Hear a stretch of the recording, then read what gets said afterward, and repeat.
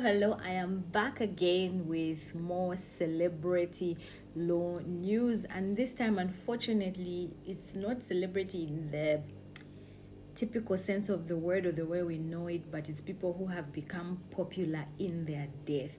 Now, these people who have become popular in their death are people who have died during the gold rush at the Mufumbwe gold mine. Now, if you have been following the news in the last 5 days or so, there's been a few numbers thrown around.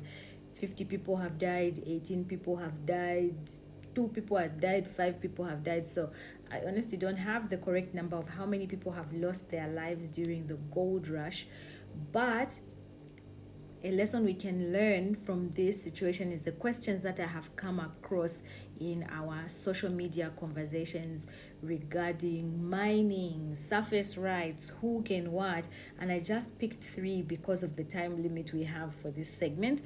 And one of the questions was, how can a Zambian be an illegal miner in their own country? The second one is, if I have a farm and there are minerals under it, is it illegal for me to mine? The third one is, what is the legal procedure to become a miner in Zambia? So I'll just jump right into it so we don't waste any more time. So how can a Zambian be an illegal miner? It's really simple. So in Zambia, it is a state, we have laws, and in Zambia, two of the main laws that govern the sort of mining and land issues in Zambia is the recently enacted Minerals Regulation Commission Act, which I think which was assented to in December 2024, I think. So I haven't really studied this one. I'm relatively new, but not much has changed relating to what types of mines and what and licenses. Mainly it was setting up the commission, ensuring that citizens enjoy mining rights. I understand this was the intention of the act, and then we also have the Lands Act. So how can you be an illegal miner? It is assumed that when a law is passed in this country, or any state for that matter, that is democratic, the laws that come into force are laws that you have agreed to. So therefore, you are bound by those laws. Therefore, if the minerals, I think it's called the MRCA, says that for one to mine, they need a license. Therefore, if you mine without a license, it means even if you are Zambian, you are illegally mining in Zambia. So that is how a Zambian can be an illegal mine in this country, because they have breached the law. And Bible says, my people perish for lack of knowledge. Therefore, for someone to be a miner, they need to obtain licenses. The second question was, if I have a farm and there are minerals under there, what does it mean? So Zambia has a dual legal system. We have a leasehold system, and we also have the customary system when it relates to land. So when you buy land through a conveyancing through the Ministry of Lands, what you obtain are surface rights, the rights at the top. Everything at the bottom belongs to the government. Remember that land is held by the president perpetually. So even when we buy and we're given that 99-year lease, it then reverts to the president after 99 years lease, then you can go and get another lease. So if, for instance, in the Mufumbwe situation where we had the youths had gone on to mine because the chief had given them permission, that is not the only procedure that needed to be followed. Again, processes, mineral rights, surface rights, those are 2 different things. So when you buy land, you acquire the surface rights. Mineral rights are a preserve of the government, and therefore we go to the laws and what they provide regarding that. In the instance, my understanding, under the Mines and Minerals Act, before it was repealed and replaced by the MRCA, my understanding was, if you find minerals under that land, you need the consent of the chief to continue, but that's not the only thing that you need. You still need the approval of under the Mines and Minerals Development Ministry to give you a go ahead.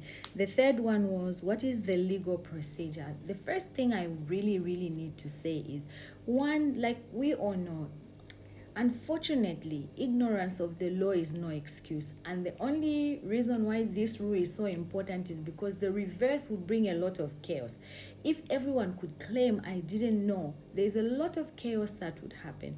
My heart really broke at what I saw in the news about what was happening at Mufumbwe mines. And if it's true that live ammunition was used against people who could not defend themselves, who did not have live ammunition themselves, even the law itself provides that the force that you are responding to must be equal, unless in very exceptional circumstances, very exceptional circumstances. And this was definitely not that exceptional circumstance. Well, I did hear shooting. I don't know, because I didn't see anyone get shot directly and things like that, or blood or anything like that to show that it was live ammunition. But if that's what was used, that's very sad. Even the law does not agree with that. So what is the legal procedure to obtain? Another thing I really want to say is, let us not fear going to an office like the Ministry of Mines. A lot of us miss out on opportunities. Even when we talk about investing in things like bonds, when we hear that it's Bank of Zambia, their numbers are there, for instance, on the internet, but people don't call because there's this certain fear that this office is so big and out of reach. So you can call, like, take advantage of websites, take advantage of these offices by just walking in to understand what it is you need to become a miner. So according to the act, and I'm leaning especially on the older one because it's the one I was more familiar with, and I'm yet to familiarize myself with this one, but I'm almost certain that the rules haven't really changed. Is that you could obtain an exploration license, a mining license. The old one even had a mineral processing license under the act. And then if you even just go to the website for the Ministry of Mines, they even show you the requirements. If you need to be a company, or if you're an individual applying, what requirements you need, how many days it takes. The information is all there.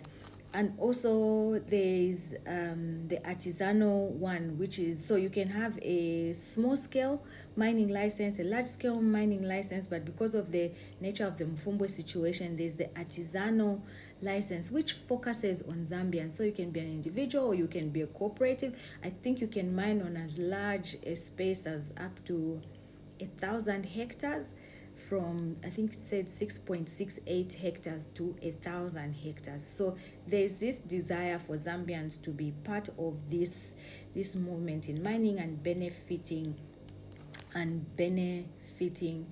from the same. I hope this is helpful. I also needed to add that quickly, if you're not interested in the mining, there's also the trading licenses, where you can get a precious metals license for like silver, gold, a gemstone license like emeralds and amethyst. You can get a base metal license, like a trading license like for cobalt and manganese, or industrial minerals like coal and aluminium, or aluminum, depending where you are coming from.